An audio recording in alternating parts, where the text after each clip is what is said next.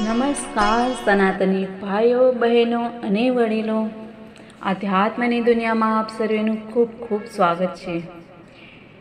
મિત્રો, આજે આપણે વાત કરવાના છે સોમવતી અમાવસની વ્રતની કથા.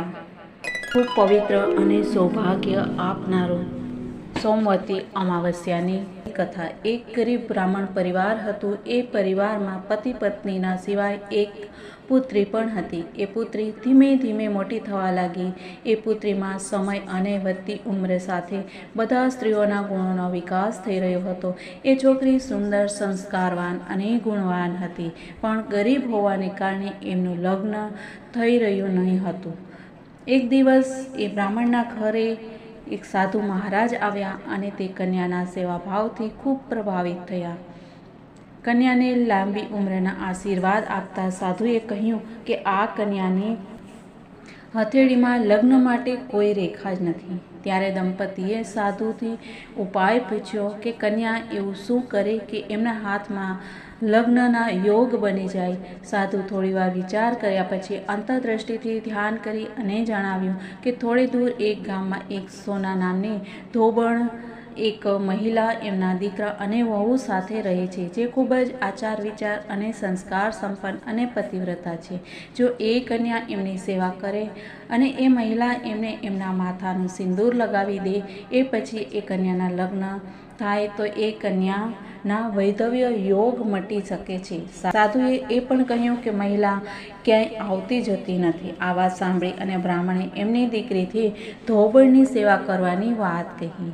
બીજા દિવસે કન્યા સવારે ઉઠી અને સોના ધોબણના ઘરે જઈ અને સાફ સફાઈ અને બીજા બધા કામ કરી અને ઘરે આવી જતી હતી. એક દિવસ સોના ધોબણ એમની વહુને પૂછે છે કે તમે તો સવારે ઉઠી અને બધા કામ કરી લો છો અને મને ખબર પણ નથી પડતી. વહુએ કહ્યું કે મેં વિચાર્યું કે તમે સવારે જલ્દી ઉઠી અને બધા કામ જાતે કરો છો અને હું મોડે ઉઠું છું. આ પર બંને સાસ અને વહુ વિચારવા લાગ્યા કે કોણ છે કે જે સવારે જલ્દી આવી અને બધા કામ કરી જાય છે.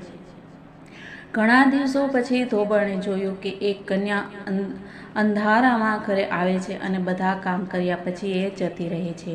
જ્યારે એ જવા લાગી તો સોના ધોબણ એમના પગે પડી અને પૂછવા લાગી કે તમે કોણ છો જે આ રીતે છુપી અને અમારા ઘરની સાફ સફાઈ કરો છો? ત્યારે કન્યાએ સાધુએ કહેલી બધી વાત કહી. સોના ધોબણ પતિવ્રતા હતી, એનામાં એક તેજ હતું. સોના ધોબણના પતિ અસ્વસ્થ હતા. એમને એમની વહુને એમના પરત આવવા સુધી ઘરે જ રહેવાનું કહ્યું અને સોના ધોબણે જેવું એમની માંગનું સિંદૂર કન્યાની માંગમાં લગાવ્યું અને એમનો પતિ છે એ મરી ગયો. એ વાતથી એમને ખબર પડી કે એ ઘરથી જળ આપ્યા વગર ચાલી હતી. આ વિચારીને રસ્તામાં જ્યાં પીપળાનું પેડ મળશે, જ્યાં પીપળાનું વૃક્ષ હશે, તેને પ્રદક્ષિણા કરી અને એને જળ આપશે. એક દિવસે સોમવતી અમાવસ્યા હતી. બ્રાહ્મણના ઘરે પકવાનની જગ્યાએ એણે ઈંટના ટુકડાના 108 વાર પરિક્રમા આપી. 108 વાર પીપળાના ઝાડની પરિક્રમાને સાથે એણે જળ ગ્રહણ કર્યું. એવું કરતાં જ એમના મરણ થયેલો જે પતિ હતો એ જીવિત થઈ ગયા. આથી સોમવતી અમાવસ્યાના દિવસથી શરૂ કરીને જે પણ સ્ત્રી દરેક અમાવસ્યા પર પરિક્રમા કરે છે એમને સુખ અને સૌભાગ્યની વૃદ્ધિ થાય છે. પીપળાના ઝાડમાં બધા દેવી દેવતાઓનો વાસ હોય છે. આથી જે પણ સ્ત્રી દરેક અમાવસ્યા ન કરી શકે તો એ સોમવતી અમાસ જ્યારે આવતી હોય એ દિવસે 108 પરિક્રમા કરે તો જરૂર એમના સૌભાગ્યમાં અભિવૃદ્ધિ થાય છે.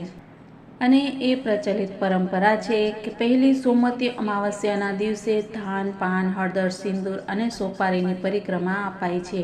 એ પછી સોમવતી અમાવસ્યાને તમારા સામર્થ્ય મુજબ ફળ, મીઠાઈ, સુહાગીન સામગ્રી વગેરેથી પણ પરિક્રમા કરી શકો છો. અને પરિક્રમા પર ચડાવેલ સામાન કોઈ પણ બ્રાહ્મણ, નણંદ કે ભાણેજને પણ આપી શકાય છે. તો આ મિત્રો હતી સોમવતી અમાવસ્યાની વાર્તા. મિત્રો, કાલે મળીએ કોઈ નવી વાતો સાથે. ત્યાં સુધી બધાને જય શ્રી કૃષ્ણ. રાધે રાધે. ભારત માતાની જય.